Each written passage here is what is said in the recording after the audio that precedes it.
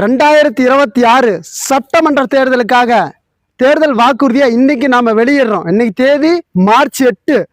முதல் வாக்குறுதி ஒவ்வொரு குடும்ப தலைவிக்கும், அதாவது ரேஷன் கார்டு வைத்திருக்கும் ஒவ்வொரு குடும்ப தலைவிக்கும் மாதந்தோறும் 5000 வழங்கப்படும். அதாவது ஒரு பெண்ணின் திருமணத்திற்கு, ஒரு மகளிர் பெண்ணின் திருமணத்திற்கு 2 பவுன் சீதனமாக வழங்கப்படும். மற்றும் பேருந்தில் அனைவருக்கும் இலவச பயணம், இலவசமாக பயணிக்கலாம். ஆண்களாக இருந்தாலும் பெண்களாக இருந்தாலும்.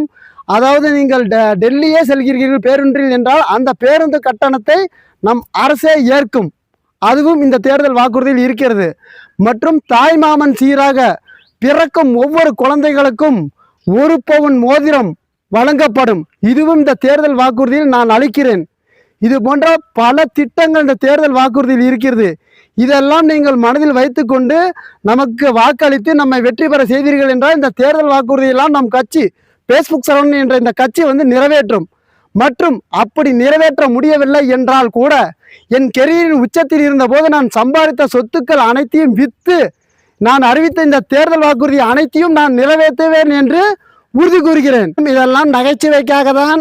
இதை உண்மை என்று நம்பி எனக்கு வாக்களித்து விடாதீர்கள். நான் யாருக்கும் எதுவும் செய்ய மாட்டேன். அடுத்த கைக்கு சுண்ணாம்பு வைக்காதவன். முதல்ல அதை புரிந்து கொள்ளுங்கள்.